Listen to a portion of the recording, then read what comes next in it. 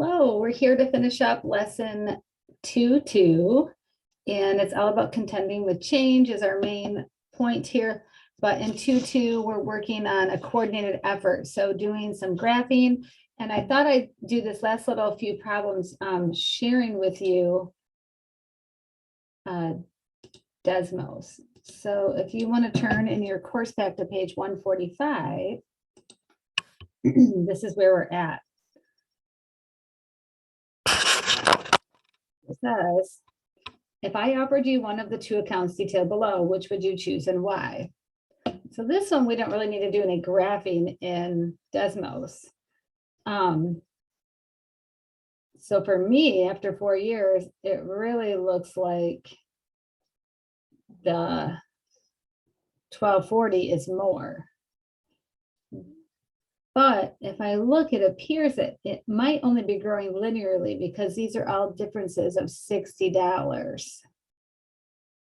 So this might be simple interest. Now this one, we start with the same $1,000, we grow by 50, which isn't as much, but then look at, we gained 5250. This looks like this compound. So I'm thinking this one is the winner because I'm guessing that after a bunch of years, this compound interest is really going to prove its value. So let's go to Desmos for a moment.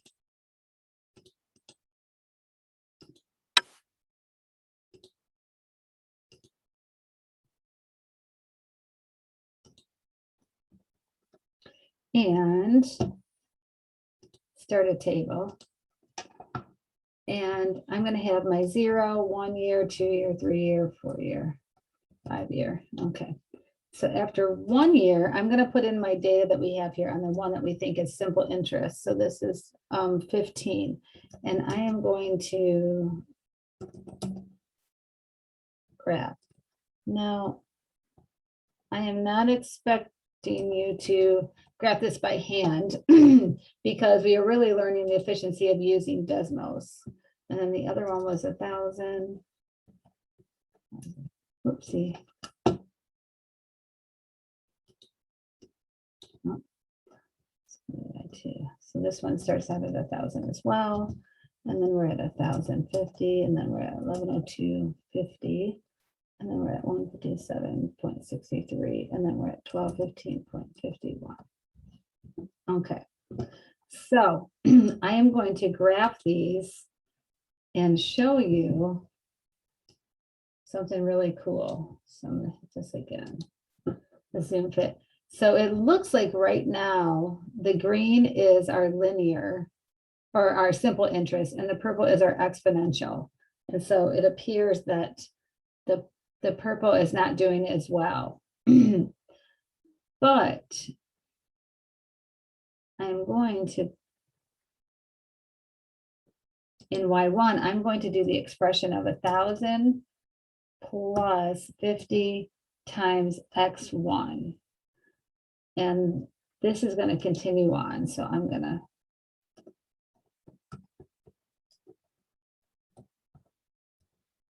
have this continue on for a while. So this is going to continue on with that expression that we figured out here.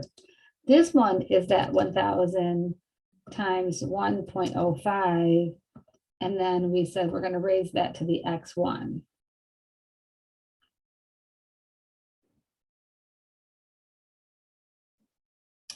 And actually this one is actually $60 because it's growing by 60, and this must be 1.06.